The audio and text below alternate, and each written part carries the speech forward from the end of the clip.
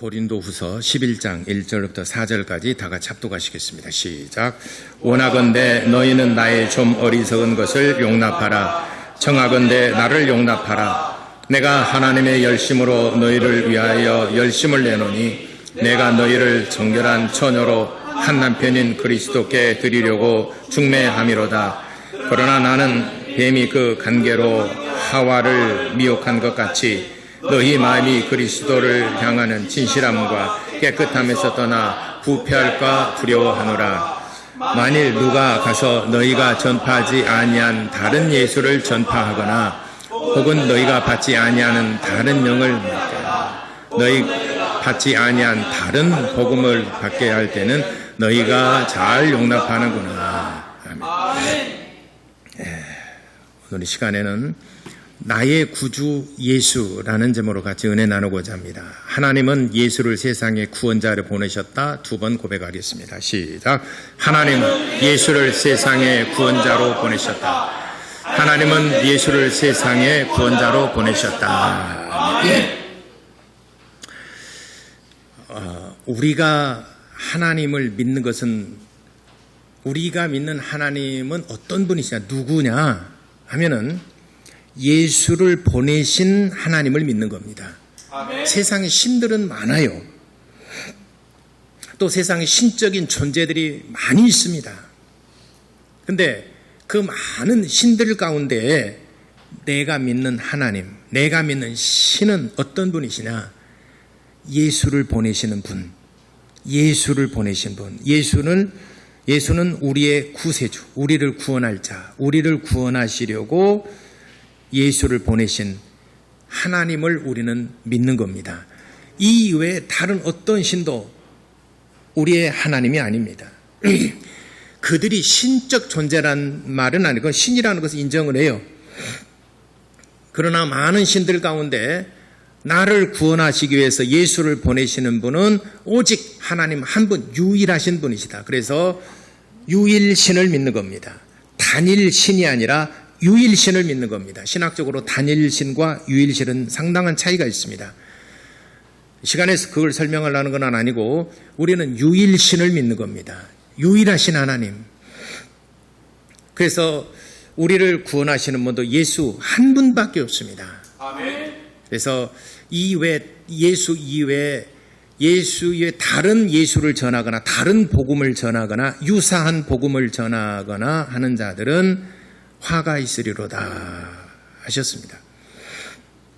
근데 사람들은 매일 들은 말씀에서 식상하다 보니까 알아, 그 말에서 알아, 다 알아 하다가 이상한 유사한 제품을 딱 들면은 이 신기하네, 이런 것도 있어 해서 이거를 받아들이고 잘 용납한다. 오늘 성경에도 그랬지 않습니까? 너희가 내게 들은 예수를 너희가 믿었으나 훗날에 너희가 다른 복음, 다른 예수, 다른 영을 전파할 때 너희가 그것도 잘 용납하는구나. 사람이 진리니까 뭔가 새로운 것을 요구하고 하다 보니까 그렇게 다른 복음을 받아들이고 다른 영을 받기도 하고 미혹되기도 한다. 우리는 절대로 내가 그 주보에도 다시 한번 말하거니와 아래서부터 다섯째 줄 다시 말하거니와 우리의 구원자는 오직 예수 한 분밖에 없습니다. 아멘. 다른 어떤 것도 섞일 수 당연히 1% 아니 0.0001%도 다른 것으로 뭔가 가미가 돼서 구원을 받는다 그러면은 이단이고 그건 다른 복음이고 다른 영을 받은 사람입니다. 우리에게 사도행전 4장 12절에 우리에게 구원받을 만한 이름 오직 예수 한 분만 우리에게 주셨다. 그래서 유일신을 믿는 겁니다. 근데 한국 교회에 많은 미혹하는 것들이 있고 어디나 이단의 사상들이 참 많이 있습니다. 그래서 우리 시간에는 우리 것을 지키기 위해서 다른 복음이 어떤 것들이 있는가, 다른 복음에 대해서 잠깐, 이 시간은 짧지만은 그래도 한번 살펴보도록 하겠습니다. 우리나라에 복음이 전파된 지가 정식적으로는 1885년입니다. 근데 그 이전에서부터 사실은 복음이 전파됐어요. 갑자기 자, 지금부터 한국에 복음이 전파됐습니다. 1885년 이렇게 하는 게 아니라 그 전에서부터 복음이 간간히 들어왔습니다. 근데 언더우드와 아펜젤러의 선교사들에서 우리나라에 복음이 전파되고 그 정도 그를 인정을 하고 해서 정식적으로 우리나라에 선교 활동을 시작한 것이 1885년이라는 얘기지 그 전에서부터 복음이 서서히 들어오기 시작했다. 그로부터 복음과 더불어서 머지않아서 이단의 사상이 출현하게 됩니다. 그래서 이단의 사상이 출현하게 된 것은 그로부터 약 한 40년 후에 1920년 무렵 1920년대부터 한국에 이단 사상이 출현하게 됩니다. 그래서 한국의 이단 크게 두 부류로 나눌 수가 있어요. 하나는 한국에서 자생한 것이 있고 한 부류는 외국에서 수입품들이 있어요. 외국에서 수입품들은 여호와의 증인, 몰몬교, 소측 말하면 구원파는 딕 욕이라는 선교사가 와서 전파한 건데 그 구원파는 외국의 딕 욕이라는 선교사가 와서 그 많은 사람들 가르쳤던 것을 한국식으로 다시 리폼해서 만든 그 교리가 지금 말하자면 구원파 뭐 이런 파들이 있습니다. 원래는 수입품이고 그렇습니다. 그래서 외국에서 들어온 이단 사상들이 있고 그리고 국내에서 자연 발생한 이단 사상이 있는데 국내에서 자생한 이단 사상에 대해서 중점적으로 이 시간에 말씀을 드리고자 합니다. 제가 그 말씀을 드리고자 하는 그 이단 사상의 중심은 이게 이 책이에요. 이 책인데 제가 아까 이 백을 하나 들고 오니까 책 장사하러 온 것 같은데 책 장사하러 왔습니다. 한국의 종교단체 실태조사연구 2000년 12월에 이게 국회에 보고된 겁니다. 국회 문화공보부에 보고된 건데 이거는 비매품입니다. 이건 국회 도서관에만 있는 겁니다. 제가 그 신천지 문제 때문에 다 아시잖아요. 신천지 이 문제가 우리 교회에도 신천지들이 막 왔을 때에 제가 명단을 들었어요. 명단을 받았어요. 그래서 누구가 신천지에 관련됐고 신천지에 깊숙이 들어가 있다는 걸 제가 다 알고 있었어요. 근데 눈에 훤히 보이죠. 그러면서도 저는 몇 개월 동안 공부를 했습니다. 내가 신천지를 알아야 뭔가 바른 길로 인도하든지 뭘 하든지 뭐 하지 않겠습니까? 신천지 잘못했으면 거기서 나오시오 하게 되면 설득이 안 되잖아요. 그래서 제가 몇 개월 동안 공부를 하고 조사를 하고 전남대학교 도서관에 가서 복사해서 오고 헌책방에 가서 이거는 헌책방에서 가서 구입한 거예요. 원래 이것도 헌책방에서 가서 구입한 거고 이거는 제가 전대 도서관에 가서 복사한 거고 이거는 제가 국회 도서관에 가서 복사해 갖고 온 거예요. 제가 아시겠죠? 제가 얼마나 내 눈에 신천지들이 왔다 갔다 하고 오는데 그것을 다 내가 봐가면서 인내하고 하면서 저는 나름대로 공부를 했습니다. 신천지에 관해서 신천지가 어떤 집단인가 하고 공부를 해봤어요. 그래서 오늘 이 시간에는 잠깐 그런 부분에서 한국교회, 전체적인 한국교회 이단의 실태 이런 부분에 대해서 좀 짤막한 시간에 말씀을 드리고자 합니다. 자, 영상 한번 보시기 바랍니다. 자, 이 책을 요약한 겁니다. 이 책을 요약한 건데 이 책은 우선 놔두고 자, 한국교회 이단 교리 계보 자, 이 시간에 특히 네 가지가 있는데 세 가지만 하도록 하겠습니다. 시간 관계상 이단 교리 계보, 그 다음에 이단 교리 전파자, 사람, 인물 중심으로, 그 다음에 신천지란 어떤 집단인가, 요 세 가지를 중심으로 해서 보도록 하겠습니다. 이단 교리의 계보, 잘 안 보이시죠? 글씨. 근데 눈을 좀 가늘게 뜨고 봐보세요. 그러면 좀 보입니다. 그래도 안 보여요. 그러면은 좋은 방법이 있어요. 여러분 유튜브 가서 그죠? 그 유튜브 가서 그 예배 끝나고 그걸 봐서 이게 더 확대해서 보면은 이제 다 보일 겁니다. 중요한 인물 여러분들이 꼭 기억해 한국의 이단 사상이 꼭 기억해야 될 인물 김성도 꼭 기억해야 됩니다. 김성도라는 여자. 김성도는 한국교회 모든 이단의 가장 원조격입니다. 이 김성도라는 여자 꼭 아셔야 됩니다. 자, 김성도라는 여자가 어떤 여자냐면 잠깐 저기 1982년생이라고 그랬는데 저보다 더 어린데 그게 잘못되고 1882년생입니다. 평안북도 철산면 부서면 장좌동 802번지 출생을 했습니다. 제가 말 좀 빨리 할게요. 17살 때 정항준과 결혼했습니다. 그런데 정항준 씨는 당시에 44살이었습니다. 1855년에 출생을 했습니다. 그래서 당시에 44살인데 아들을 낳지 못했어요. 아들이 없었어요. 그래서 당시 조선시대 말이잖아요. 조선 말인데 아들이 없으니까 아들을 낳으려고 첫째 부인의 아들이 없고 둘째 부인의 아들이 없어요. 셋째 부인이 17살 때 이 김성도라는 처자 17살 때 44살인 정항준 씨와 셋째 부인을 이렇게 결혼을 합니다. 그래서 아들을 낳아요. 그러니까 정석천입니다. 정석천이라는 아들을 낳는데 그때 아들이 자꾸 아파요. 그러니까 어떤 권사님이 나이 든 권사님이 이 사람은 교회 가면 나설 수 있는 병이다고 그래서 교회를 가게 됐어요. 그래서 진짜 나섰어요. 그래서 그때부터 교회를 다니기 시작을 했습니다. 김성도라는 여자가. 그때 교회를 처음으로 출석하게 된 데가 1915년입니다. 1915년에 여러분 정리는 여러분 유튜브 다시 봐가면서 필요하신 분들은 정리하시면 되겠습니다. 이분 듣기만 하시기 바랍니다. 그로부터 한 8년 후 1923년 4월 2일 날 입신을 하게 됩니다. 그리고 천사를 만납니다. 거기서 계시를 받고 신비스러운 체험들을 많이 하게 됩니다. 그러다 보니까 내가 들었다 봤다 신비스러운 체험들을 막 얘기하다 보니까 교회에서 출교를 당하게 됩니다. 그래서 교회에서 출교를 당하고 그들부터는 독자적으로 활동을 하게 됩니다. 그래서 그 독자적으로 활동한 그 명칭이 세주파입니다. 새 주님이 오셨다. 그래서 세주파라고 해서 활동을 하면서 그로부터 출교당한 이후로부터 1925년부터 1933년까지 8년 동안 신유, 병고침, 그리고 예언의 은사들, 예언을 하게 됩니다. 그래서 1931년도에 계시를 통해서 주님이 이 땅에 오신다. 자기 자신을 가리켜 말한 거죠. 그래서 본인 자신을 새 주님이라, 그래서 세주파라 이렇게 부르게 됩니다. 1932년에 이용도, 백남주, 이호빈 등이 김성도의 집에서 성경 공부를 하게 되고 그들을 가르치게 됩니다.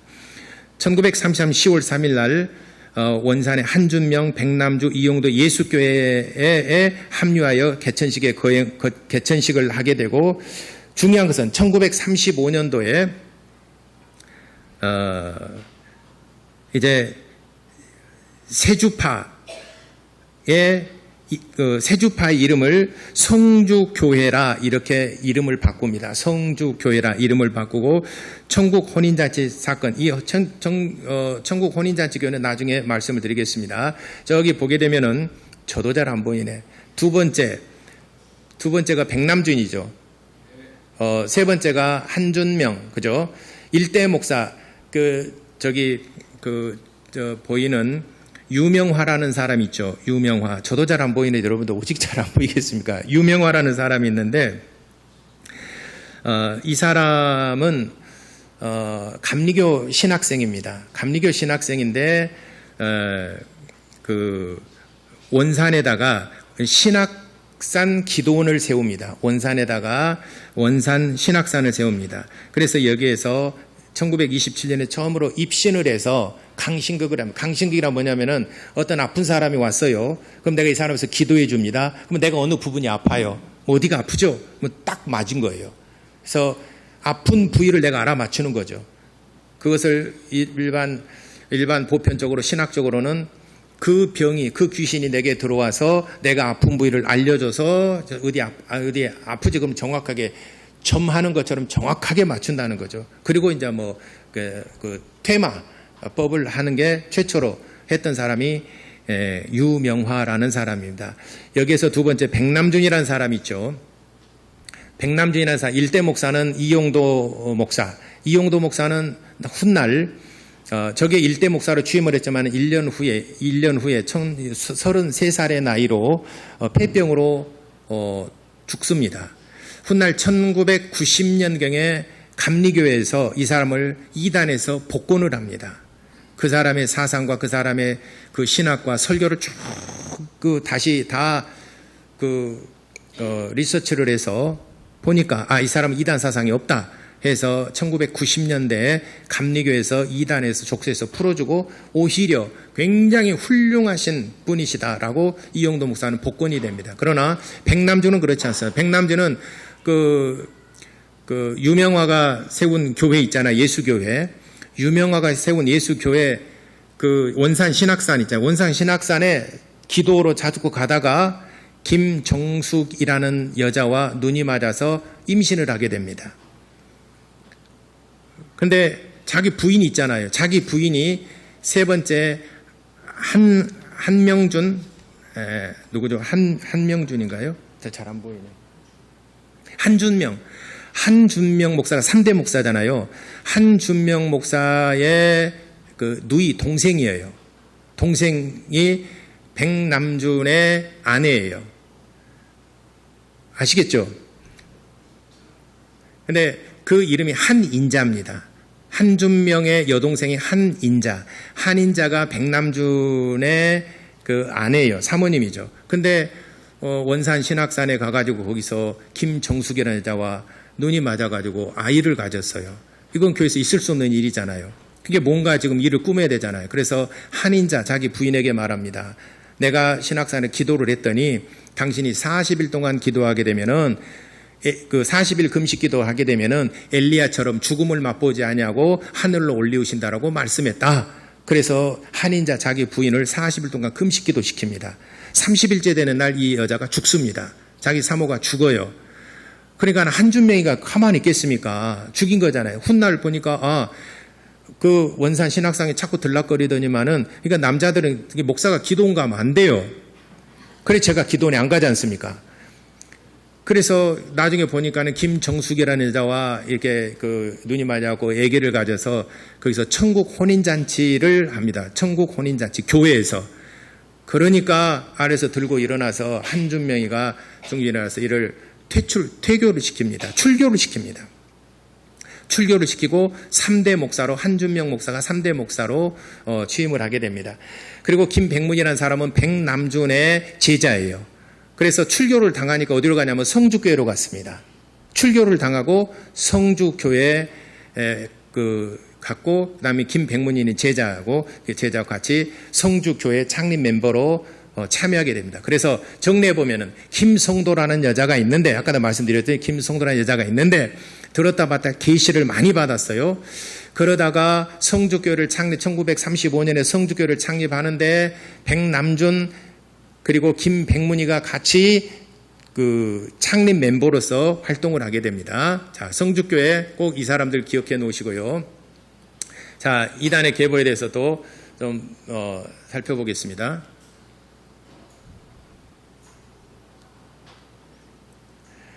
자, 김성도, 백남주, 그 다음에 김백문 이렇게 있어요. 자, 여기까지 보면은 아까 이제 계보가 조금 이름 좀 잘 기억해 놓으세요. 김성도라는 자가 백남주의 제자 김백문이라는 사람이 있어요. 김백문이라는 사람이 쓴 책이 그러니까 김성도라는 여자가 가지고 있는 신학 사상 그 교리들을 정리하고 책으로 만들어낸 게 창조 타락 복귀 원론이라는 책을 만들었어요. 창조 타락 복귀 원론이라는 책을 만들어서 김백문이라는 사람은 학교 교사예요. 선생이에요. 그러다 보니까 이 일을 정리를 잘 했습니다. 그래서 이 사람을 가르친 사람이 문선명, 원래는 문용명입니다. 문선명과 박태선이라는 두 청년을 가르쳤어요. 당시에 문선명 씨가 25살, 박태선 씨가 28살, 3살 차이 납니다. 문선명 씨가 25살 때 이렇게 합니다.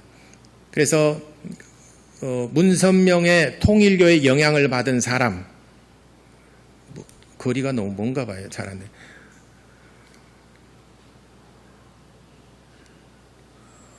그 방송실에서 좀 해주세요. 이게 거리가, 자, 나 없애버리세요.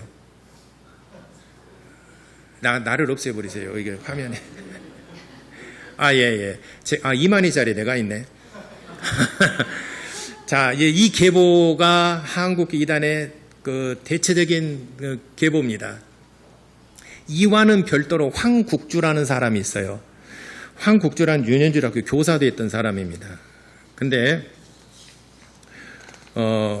황국주는 1909년도 황해도에서 장로님 아들로 태어나서 주일학교 교사도 했습니다. 근데 30살 되던 때 100일기도 환상 중에 계시를 받아요. 그 계시는 참 희한한 계시를 받는데 예수님이 자기에게 오셔가지고 자기 목을 딱 베어가더라는 거예요.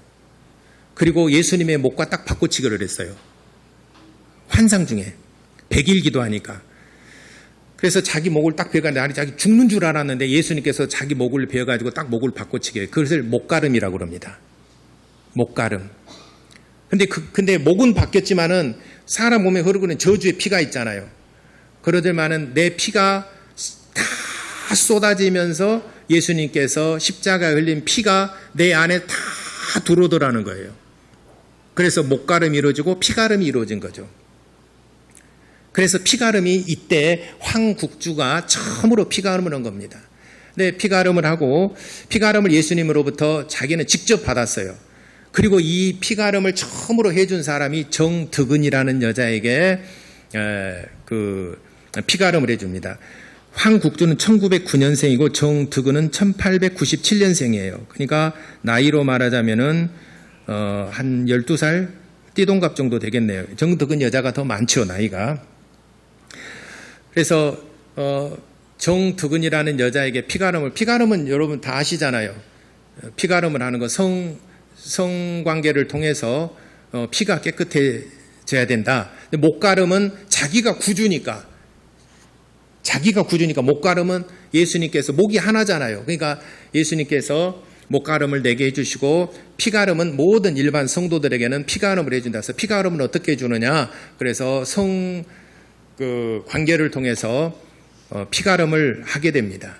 그래서 이 피가름을 정득은이라는 여자에게 하고 정득은이라는 여자는 문선명에게 1950 몇 년도인가? 1947년도에 황국주로부터 정득은이라는 여자가 피가름을 받게 되고 그리고 박태선이는 1940 몇 년인가? 박태선이는 1947년 같은 해 문선명이는 1946년도에 정득은이라는 그 여자한테 피가름을 받고 박태선이는 1947년도에 정득은과 접촉하여서 피가름을 받습니다.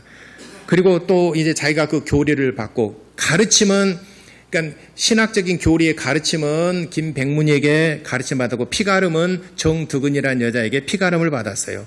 그래서 문선명이는 피가름을 자기 장모에게 피가름을 처음으로 해주고 박태선이는 형수에게 이렇게 그 1951년도에 요 책에 다 나와 있는 거예요. 제가 꾸며낸 얘기가 아니고 요 책에 다 나와 있는 얘기를 제가 요약한 것입니다. 어쨌든 저렇게 해서 피가름이 통일교와 그리고 전도관 박태선에게 이렇게 교리를 가르쳤죠. 그래서 문선명이가 김백문 선생으로부터 창조 타락 복귀 원론 책을 선생한테 선생님 책 좀 빌려주세요. 내가 이 책을 다시 한번 내가 진짜 정리를 잘해서 내가 선생님 이걸 이제는 좀 확산합시다. 그래서 그래. 그래서 창조 타락 복귀 원론이라는 책을 문선명이한테 줬어요. 문선명이가 이 책을 잘 정리를 했어요. 정리를 하고 자기가 써낸 책이 바로 이 책입니다. 원리강론이라는 책이에요. 이 책 원리강론. 이렇게 이 책에 이 책을 정리를 잘 합니다. 그래서 문선명 또 박태선이도 나름 스승으로부터 창조 타락 복귀 원론이라는 그 책을 공부를 한 것을 나름 정리를 했습니다. 그런데 신기한 것은 통일교나 전도관이나 교리가 거의 비슷해요. 그리고 파생된 교회들 있잖아요. 파생된 교회들 몇 가지가 있죠. 정명화, 정명석 JMS 많이 들어봤죠? 지금도 감옥에 있는가요? 정명석, 여기 통일교에서 파생되어놓은 같은 교리입니다. 가지입니다. 진진화, 생명교회. 신천지가 제일 먼저 봤던 신탄이라는 책이 있어요. 이 책, 신탄. 이 책이 교과서처럼 돼 있어요. 신탄. 이 책을 진진화의 생명교회, 진진화의 책을 가장 많이 거의 베껴 쓴 거예요. 저 책을 거의 베껴 쓴 게 이거예요. 이만희, 보혜사 이만희, 신탄이거든요. 여기 보면은 책이 이렇게 기록되어 있어요. 머리말에 책 하나까지. 그러므로 이 책의 증거는 사람의 생각으로 연구한 것이 아니요 또 사람에게서 배운 것도 받은 것도 아니며 성경 66권을 기록한 선지자들과 같이 필자도 오직 살아계신 주님의 성령과 천사들로부터 보고 듣고 지식에 따라 증거한 것이므로 이 증거는 참이며 진실이다 라고 기록됐습니다. 그런 얘기예요. 그러니까 사람한테 배운 것이 아니고 하나님께로부터 천사들 직접 받아 계시를 받아 기록한 책이다. 그래서 신탄이다라고 하는 책이에요. 근데 이 책 보게 되면은 진진화의 책을 거의 100개 쓴 거예요. 이거는 그 참고도서도 없어요. 자기가 쓴 것이라고 그래요. 이것과 원리강론 책하고 거의 비슷해요. 자, 원리강론 나중에 할까 미리 좀 한번 들어볼까요? 자, 서울원의 목차에 이런 내용들이 있어요. 타락론 제2장 타락론에서 죄의 뿌리에 대해서 이렇게 기록하고 있습니다. 이 사람은 이만희 씨도 똑같이 통일교나 문선명의 박태선이나 교리가 거의 비슷해요.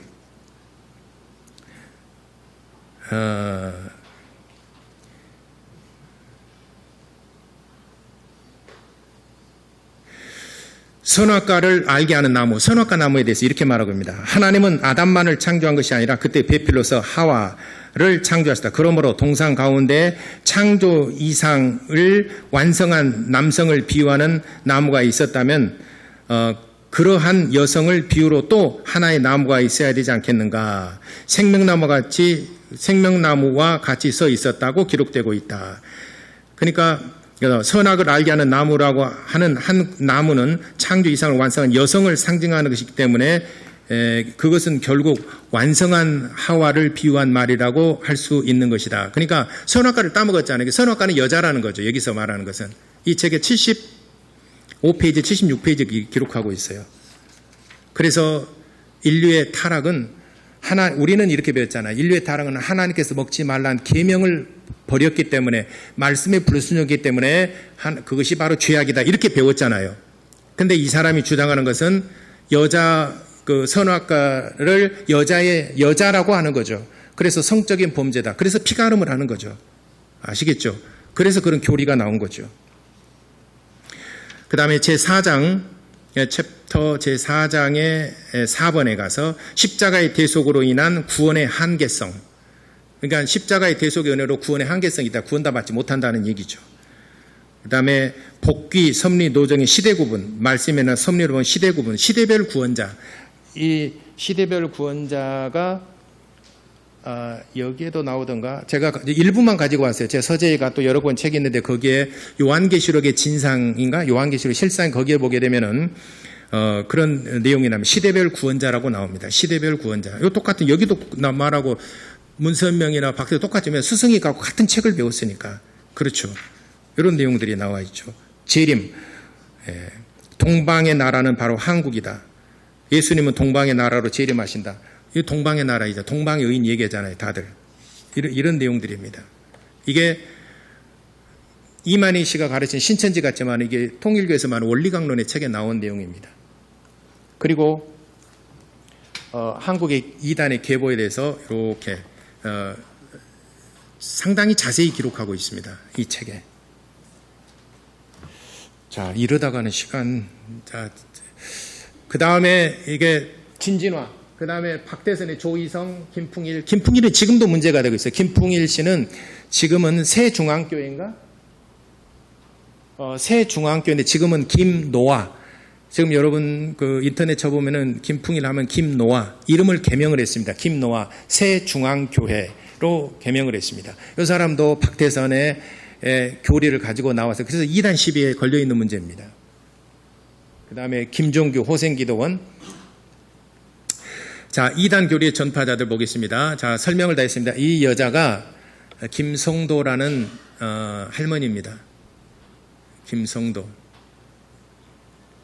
여기는 1882년 7월 1일 기록되어 있고 1825년 세주파 독자적인 출교를 당했다라고 그랬죠. 독자적으로 활동하게 되었고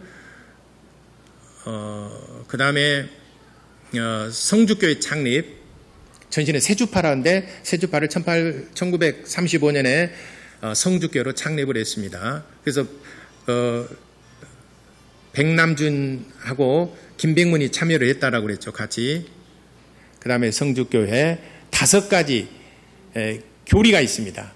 이거는 5가지 교리는 김성도가 하나님께로부터 자기가 계시를 받았다 해서 5가지 중요한 교리가 있습니다. 이 5가지 교리가 그 박태선, 문선명 그리고 그 지금까지도 이 5가지 교리가 뿌리가 되고 있습니다. 자, 5가지 교리는 어떤 것이 있는가 보겠습니다. 자, 5대 교리. 첫 번째, 죄의 뿌리는 남녀관계에 있다. 요것에 이야기했지 않습니까? 통일교에서 얘기했지 않습니까? 죄의 뿌리는 남녀관계. 선악과가 여자라고 보기 때문에 여자를 선악과를 따먹었다. 뭐 이렇게 표현을 했으니까. 이 책에서 이미 말하고 있죠. 죄의 뿌리는 남녀관계였다. 우리는 죄의 뿌리가 어디가 있다고 믿습니까? 말씀의 불순종이라고 보고 있습니다. 그렇죠? 우리 말씀의 불순종이라고 보는데 저거는 남녀 관계 음란에. 그럼 음란하자고 남녀관계 하지 않으면 다 천국 가겠네. 죄가 없으니까. 자, 2번째. 예수 십자가는 억울하다. 예수 십자가는 억울하다. 왜냐하면 너무 젊은 나이에 죽었으니까 하나님의 딸 이루지 못하고 죽었다 이 말이죠. 병사들의 힘을 못 이겨서 죽을 수밖에 없었다. 그것이 억울하다. 3번째. 하나님의 2가지 슬픔이 있어요. 하나는 아담의 선악과를 따먹었던 걸. 선악과를 따먹은 걸 그러니까 니들이 볼 때는 하와가 그 다른 남자 이렇게 뱀이 이렇게 여자를 유혹하고 또 이렇게 해서 성적인 타락하는 것을 하나님이 지켜보고만 계셔야 되는 선악과를 먹어서 죄가 들어온 것을 지켜봐야만 되는 하나님의 슬픔. 그다음에 2번째, 예수 십자가의 죽음. 예수 십자가의 죽음은 지금 죽으면 안 되는데 죽는다는 것은 실패한 것이다. 그래서 예수님이 십자가에 죽는 것을 보고만 있어야 하는 하나님의 슬픔, 2가지 슬픔 이렇게. 우리는 십자가의 죽음을 승리라고 보고 있죠. 예수 십자가의 죽음을 승리라고 보고 있죠. 왜? 부활로 완성했으니까. 근데 이 사람은 이렇게 보고 있다는 거죠. 4번째, 재림 예수는 여인의 몸을 통해 온다. 우리는 재림 예수는 어떻게 온다고 보고 있습니까? 천사된 호령과 나팔 소리로 온다라고 그랬죠. 그런데 여기는 여인의 몸을 통해서 온다. 여자의 몸을 통해서. 지금 점점 누구를 가리킵니까? 뭔가 이 세상에 있는 아까 여기 그 원리강론에도 그랬지 않습니까? 그 십자가로는 부족하다. 예수 십자가로는 부족하고 여인의 몸을 통해서 온 자가 바로 구원자다. 요 얘기하고 있는 겁니다. 원리강론 통일교에서. 왜냐하면 교리가 같아요. 선생이 같으니까. 재림주는 한국에 오신다. 여기도 그랬잖아요. 한국에 오신다라고 분명히 얘기했잖아요. 동방에 한국에 오신다라고. 아까 읽었죠? 대답도 좀 하고 좀 뭔가 좀 반응을 보여야 되는데 나 혼자만 뭐 거의 기절해 있는 상태예요. 제가 한 번씩 설교를 하면 다 쓰러지고 기절합니다. 제가 엄청 잘하니까. 제가 이거 하느라고 저는 이거 거의 1년 가까이 걸려서 제가 많은 책들과 이거 자료 참고서 하는 것 여러분 제가 한 3, 40분 안에 다 설명해 드리는 거예요. 3, 40분 안에 하는 것 여러분 벌써 책 한 5-6권이고 그만하고 이제 계속 그거 할 때 이 사람이 백남준이라는 사람이에요. 그 다음에 이게 김백문의 묘가 있고 백남준이라는 사람이 아까 제가 잠깐 설명을 했죠. 이대 목사고 김백문과 더불어 성주교회 창립 멤버로 김백문이라는 사람이 백남준고 김백문이라는 사람 여기도 같이 창립 멤버로서 참여하게 됩니다. 그 다음에 통일 창조 타락 복귀 원론 이 책의 저자가 김백문이라는 사람입니다. 그 김백문이라는 사람의 책을 갖다가 이렇게 카피를 했어요. 똑같습니다. 그리고 이 창조 타락 복귀 원론을 김백문에게 안 돌려줬어요. 자기만 소유하게 됐어요. 그럼 우리가 요즘 그 논문을 쓸 때나 글을 인용할 때 이런 걸 뭐라 그래요? 이미 다른 사람 다 이런 거 써놓은 것을 갖다가 거짓말일 망정 그걸 내가 한 것처럼 한 걸 뭐라 그래요? 글 도둑이라고 그러잖아요. 그거 중요한 범죄입니다. 돈만 가져간 게 도둑이 아니라 도둑이죠. 김백문의 묘가 있고 그다음에 황국주와 정두근이라는 이 사람의 아까 제가 설명했으니까 슬라이드만 잠깐 보시겠습니다. 황국주라는 사람 목가름 그다음에 피가름 그다음에 정두근이라는 여자 12살이 더 많아요. 정두근이라는 여자 황국주에게 피가름을 받습니다. 그리고 피가름을 1946년 1947년 문선명과 박태선에게 각각 피가름을 해줍니다. 그래서 빨간 글씨로 나오는 게 있죠. 빨간 화살표 있죠. 이게 진짜 점점 김성도, 백남주, 김백문, 그 다음에 박태선에서 김종규로 가고 있죠. 김종규는 호생기도원이던가? 호생기도원의 원장입니다. 박태선 왜 그러냐면은 박태선의 그 예수 재림에 대해서 불발했어요. 이때 주님 재림하 1964년도인가 주님 재림하신다 그러니까 그때 당시만 해도 재림한다고 그러니까는 모든 재산하고 모든 생을 전부 다 올인합니다. 근데 재림이 불발했어요. 사기당했다 해서 거기서부터 박태선이로부터 전도관으로부터 나와서 독자적으로 호생기도원을 만들어서 자기가 원장을 합니다. 호생기도원 원장이 됩니다. 근데 호생기도원 또 계속해서 보겠습니다. 호생기도원 원장인데 그중에 그의 아래에 유재리라는 사람인데 유재리는 그때 어린 17살이에요. 자기 아버지는 유인구, 유재리가 17살 때 그 김종규의 말하자면은 그 비서와 같은 역할을 한 사람입니다. 근데 김종규 원장이 기도원에서 밤마다 안수기도해 준다. 특히 여자들만. 그 비리를 보고 이거는 아니다 싶어가지고 해서 또 탈퇴를 합니다. 기도원 원장의 밤마다 여자 신도들을 불러다가 안수해 준다는 명목으로 부정한 것을 보고 유재열이가 호생기도원을 탈퇴를 합니다. 그리고 자기 아버지한테 그 얘기를 해요. 아버지 보니까 원장이 김종규 원장님이 목사님이 이만저만했다. 그러니까 거기서 분을 참지 못하고 따로 나갑니다. 그래서 장막 증거 성전을 만드는데 어린 종 유재열이를 어린 종이라 세고 7명의 유인국, 백만봉 7명의 이 사람들이 있습니다. 이 사람들과 더불어서 증거 장막 성전을 만듭니다. 그 사람이 문선명 통일교. 자, 문선명 씨는 그쪽으로, 문선명 씨 가장 그 큰 영향을 받은 사람이 JMS 정명석.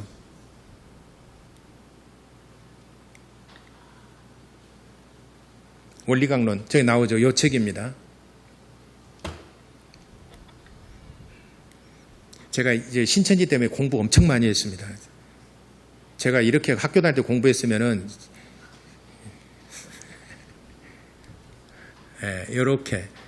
이렇게 되고 거리가 좀 먼가 봐요. 지금은 한국에서는 부인이 문선명 부인 한 학자 부인이 활동을 하고 외국에서는 누굽니까? 문형진 미국에서는 이 사람이 활동을 합니다. 대표죠. 말하자면은 통일교회 기업들이 이런 기업들이 있어요. 기업 단체 일화 관계된 거 맥콜 그다음에 일화 그 스포츠 그 축구팀도 있죠. 이런 것들하고 이제는 다시 한번 요걸 자꾸 보여드리는 것은 이걸 머리에 얼른 계속 보시라는 얘기입니다. 자, 박태선이 개발하기 김종규 호생기도원에서 비리가 있었고 유재리가 이걸 보고 아버지와 더불어서 따로서 첫 증거장막 성전이죠. 성전을 만들었습니다. 여기에서 또 유재리가 또 재림에 대해서 얘기합니다. 예수 재림에 대해서 얘기합니다. 근데 예수 재림이 또 불발해요. 67년도가 실패를 합니다. 실패를 하고 난 다음에 모든 재산도 또 올인하잖아요. 이렇게. 근데 우리 교회는 주님 재림하신다 해도 올인 안 해요. 절대로 안 하죠. 우리 교회는 그냥 안심이죠. 주님 재림 안 할 것 같아요.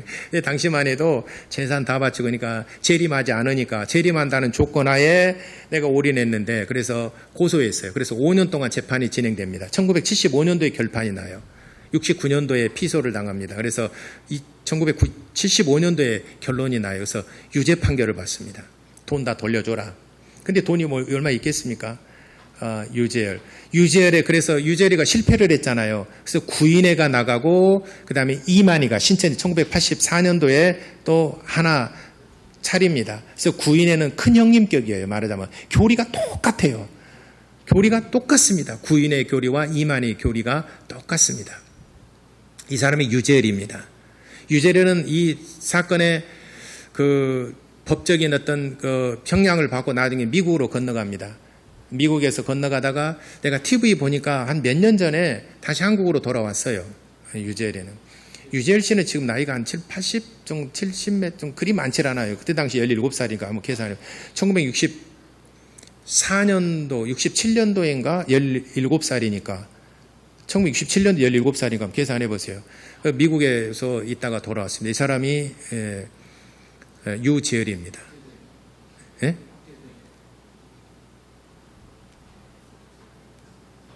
박태선, 박태선입니까? 예. 제가 얼굴을 본 일은 없어서 사진으로만 가지고. 자, 시간이 가니까 저도 내 정신이 아닌 것 같습니다. 자, 김종규, 제가 다 얘기했던 내용들입니다. 1964년도에 호생기도원을 박태선의 그 재림에서 불발합니다. 그래서 호생기도원을 설립 64년도, 67년, 66년도에 스캔들이라고 아름답게 영어로 썼습니다. 유재열이 탈퇴를 합니다. 스캔들 때문에. 그 다음에 또 다시 이 사람이 유재열입니다. 유재열. 그래서 다 잘 안 보이네. 66년 3월 14일 첫 장막 증거 성전을 만듭니다.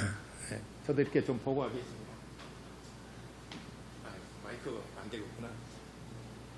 자, 사기 혐의로 71년도부터 69년도에 재판, 그 재림에 실패를 합니다. 사기 혐의로 성도들한테 피소를 당합니다. 1975년도에 결판을 합니다. 그 미국으로 형을 받고 미국으로 가죠.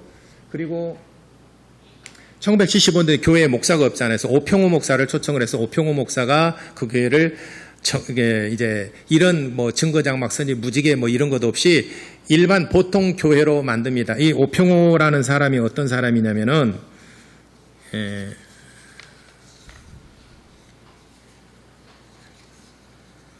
오평호 나오시오. 이 사람은 원래 천주교 신부였어요. 천주교 신부였었는데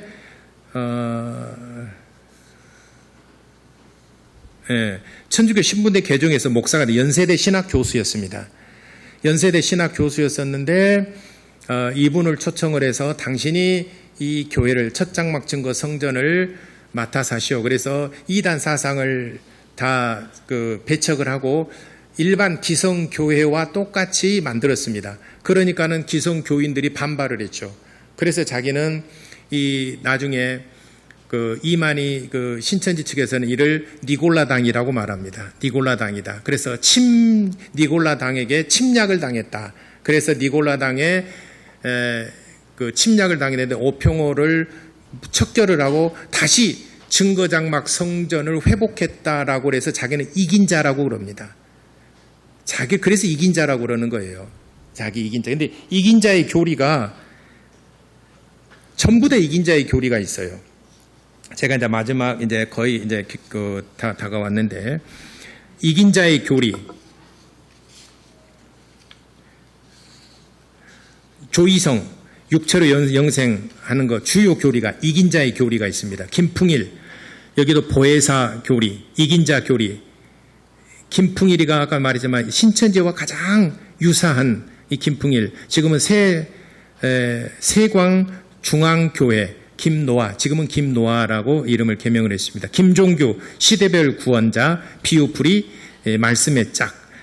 뭐 이렇게 이 계열에 있는 사람들은 전부 다 거의 다가 이긴 자 교리, 말씀의 짝, 비유풀이, 뭐 무지개, 증거장막 성전, 뭐 이런 것들을 거의 다 비슷하게 다 주장을 합니다.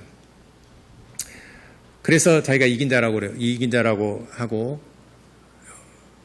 그 다음에 자 신천지 마지막 세 번째 마지막 챕터, 신천지나 신천지 계보 보게 되면은 김종규가 조부격, 그 다음에 유재리가 아버지와 같은 사람이고, 그 다음에 구인에는 큰형님과 같은 사람이에요. 거의 비슷해요. 형제가 아니에요. 그 다음에 이만희. 실제로 제 얘기가 아니라 제가 이거 신탄도 잠깐 좀 읽어드리고 약간 몇 부분만 읽어드리려는데 시간이 없으니까 제가 생략하고, 제가 그냥 말하는 게 저는 이 책을 요약을 하고 책에 근거를 해서, 왜냐하면 그 사람들이 말 한마디 나 안 했는데 이래버리면 되는데, 이건 이미 활자로 이걸 가르치고 있는 내용이잖아요.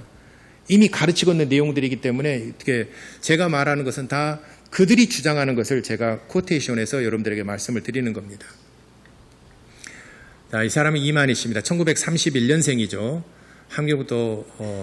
경상북도 청도에서 출생을 했고, 이렇게 이만희 씨는 이렇게 출생을 했습니다.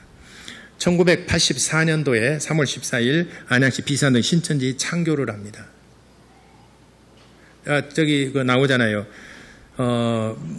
오평호와 싸워서 이겼다. 그래서 이긴 자의 교리가 오평호는 아까 얘기했지만 천주교 신부로서 개신교로 개종을 해서 연세대 신학과 교수로 했던 사람인데, 이 사람이 첫 장막 증거 성전을 유재열이가 이렇게 이제 공석이 되니까 당신이 이 교회를 담임하시오. 그래서 1975년도에 부임에 들어가게 됩니다.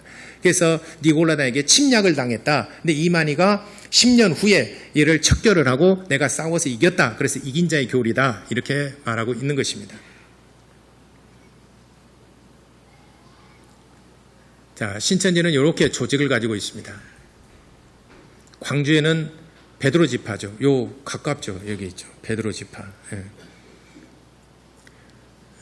신천지란 주요 교리 중에 하나만 얘기하겠습니다.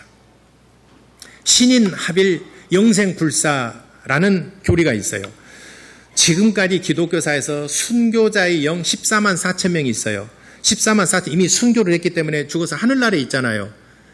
그리고 이 땅에서 14만 4천 명의 그 순교자의 영이 내게 임하면은 이미 순교를 했기 때문에 나는 신인이 합해서 하나가 되면은, 그러니까 순교자의 영이 내게 들어오게 되면은 이미 순교를 했기 때문에 나는 영생불사한다는 거죠. 신인 합일 영생불사, 육체를 가지고 영원히 죽지 않고 나는 영생을 한다. 그래서 이 땅에서 천년왕국도 이루어지고 영생을 한다라고 하는 교리, 신인 합일 영생불사라고 하는 교리입니다. 그런데 사람이 죽어가잖아요. 그럼 어떻게 얘기하냐면은 배도했기 때문에 죽었다 이렇게 말합니다. 배도했기 때문에 죽었다. 말이라는 게 참 쉽죠. 그냥 배도했기 때문에 죽었다. 그래서 14만 4천. 그러면 이만희에게 임한 영은 누구의 영이 임했느냐? 자기에게는 예수의 영이 임했다. 제일 큰 대빵의 영이 임했다. 자기는 예수의 영이 임했다. 그리고 다른 사람들은 순교자의 영들이 임했다. 이렇게 보는 것입니다. 여러 가지 이제 주요 교리들, 배멸구라고 그러죠. 배멸구, 배도멸망구원, 시대별 구원자. 이 시대별 구원자 다 얘기해요. 아까 말했잖아요. 다 얘기합니다. 시대별 구원자. 보혜사. 이 사람만 보혜사가 아니라 아까 누구도 보혜사예요. 다 보혜사예요. 말씀의 짝.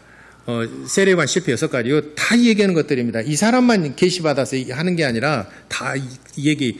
창조타락 복귀 언론에 다 김성도가 예언하는 것에 대해서 정리해서 창조타락 복귀 언론 그 계열에 있는 사람은 다 요 얘기를 합니다. JMS도 요 얘기를 합니다. 말씀의 짝, 비유풀이 다 합니다. 비유풀이는 오히려 정명석이가 훨씬 나아요. 정명석이 쪽에 비유풀이가 훨씬 더 설득력도 있고 종류도 많습니다. 체계적입니다. 근데 이만희 씨는 조금 많이 부족해요. 내가 보니까.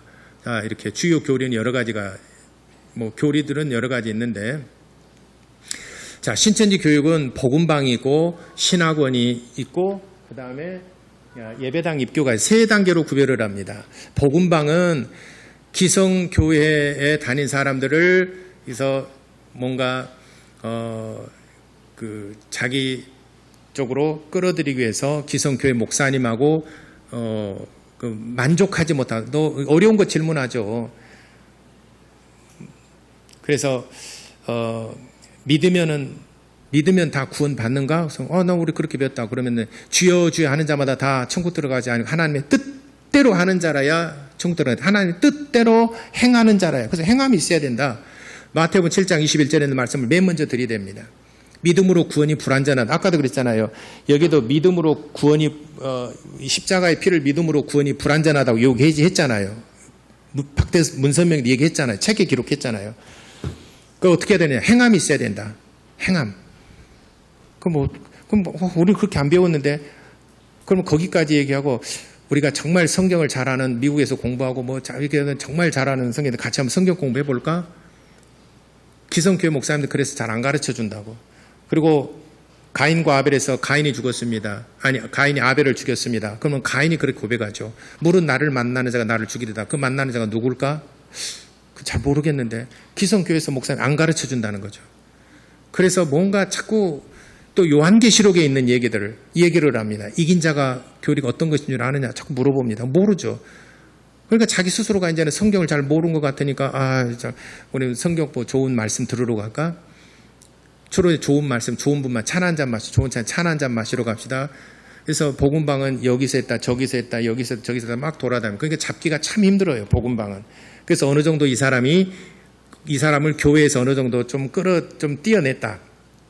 목사님에 대한 불신을 어느 정도 조장을 했다. 그러면은 신학원에 이걸 복음방이라고 그러고 신학원에 입교를 시킵니다. 신학원 초등부, 중등부, 고등부 3개월, 6개월, 9개월 과정을 마치게 되면은 이 사람 완전히 딴 사람이 돼 있어요. 이제 완전히 딴 사람 돼 있어요. 그래서 이 사람이 마치게 되면 졸업장 주고 그 교족부에 등록이 되고 당신은 구원받았다. 하늘 생명책에 기록되었다라고 해서 예배당에 베드로 성전에 들어가게 됩니다. 그래서 베드로 성전에 들어간 사람 이 과정을 다 마친 사람들이에요. 여러분 미혹받지 마시기를 바랍니다. 다시 한번 여러분들 말씀드립니다. 신천지에 대해서는 한국의 모든 이단도 마찬가지지만 이렇게 국산의 이단입니다. 한국에서 자생한 이단이에요. 여러분 다시 한번 말씀드리지만은 우리의 구주 오직 예수 그리스도 한 분이십니다. 아멘. 우리가 믿는 하나님 예수를 보내신 완전합니다. 그분이 유일하신 분이시라고 우리 믿는 겁니다. 나의 구주는 오직 예수 한 분밖에 믿음으로 구원받는 겁니다. 다른 어떤 것에 미혹받거나 또 십자가상으로 불완전하다 또 동방에 한국에 의인이 와서 이런 얘기해서 여러분들이 만약에 끌려가고 신천지 공부를 한다. 그 전에 한 10여 년, 15년, 13, 14년 전에는 저도 몰랐으니까 그때는 제가 다 가르쳐요. 제 잘못이에요. 제가 못 가르쳤으니까 저도 몰라서 못 가르쳤으니까 제 책임으로 알고 제가 정말 한 5년 동안 엄청 고생 많이 했어요. 1년 동안은 책 공부를 하고 다 불러다가 가르치고 제가 진짜 목이 새도록 정말 열심히 가르쳤어요. 그리고 많이 돌아왔습니다. 그리고 신앙생활 잘합니다. 또 떠난 사람도 있고 그렇습니다. 그런데 그래도 우리 교회에 너무 타격을 줬던 사람 몇 사람은 제가 영상을 띄워서 이 사람은 신천지입니다. 공개를 했습니다. 기억하시죠? 영상을 공개를 했습니다. 앞으로 우리 교회 제가 주보에도 늘 기록했지 않습니까? 다른 곳에서 성경 공부하지 마세요. 네. 신천지 사람 우리 교회 출석 금합니다. 다른 곳에서 성경 공부하는 거 금해 주세요. 내가 얘기를 했습니다. 제가 이거 한 5년 너무너무 내가 내 인생에 가장 힘들었던 시절이기 때문에 힘든 것을 둘째 치고 우리 교회 주님의 핏값으로 세운 교회를 무리를 일으키고 다른 복음을 가지고 와서 영혼을 사냥지르는 사람들을 저는 이제는 묵과할 수가 없습니다. 그래서 앞으로는 우리 교회에서 신천지를 한다거나 하게 되면 교육 없습니다. 바로 출교입니다. 그리고 영상을 띄워서 이 사람은 신천지입니다. 출교 명할 것입니다. 영혼이 이 사람은 어느 교회 가든지 이 사람은 매여 있습니다. 천국 들어가지 못합니다. 나중에 회개하고 필요 없어요. 땅에서 매이면은 이 교회 법입니다. 그래서 앞으로는 우리 교회에서 신천지를 한다거나 몰래 공부를 한다 그러는 교육하고 설득하고 없습니다. 바로 출교입니다. 왜냐하면 이제 교육을 할 만큼 했고, 내가 했잖아요. 시간도 드리고, 저도 이제는 신천지 존재에 대해서 알 만큼 알고, 제가 가끔 신천지 교육을 하고, 신천지 이런 집단이다, 이런 존재입니다. 라고 하는 것을 말씀드렸기 때문에, 앞으로 우리 교회에서 신천지 공부를 하거나 그렇게 되면 바로 출교입니다. 제가 나다 왜 그러냐, 이렇게 하십시오. 저는 그렇게 하진 않을 겁니다. 신천지에 대해서만큼은 저는 요만큼이라도 제가 아량을 베풀 만한 그런 게 없어요. 우리 교회에 너무나 큰 타격을 가져다 줬기 때문에 저는 신천지에서 그런 것은 아량을 베풀 용의가 없습니다. 그리고 혹시 여러분 주변에 신천지로 인해서 좀 미혹되고 하면 이 영상 좀 보내주시기 바랍니다. 오늘 이 설교 영상 보내주셔서 여러분들이 그래도 이 영상을 듣고 깨달음이 있어서 이렇게 나오게 되면은 그 영혼을 구원할 수 있지 않겠습니까? 예, 그렇게 해서 영상을 활용해 주시기 바랍니다. 다 같이 기도하시겠습니다. 오직 나의 구주는 예수 그리스도 한 분뿐인 것을 지금으로부터 영원까지 그렇게 믿고 살아갈 수 있도록 하나님 나를 지켜달라고, 미혹받지 않도록 하나님 지켜달라고 우리 다 같이 기도하시겠습니다.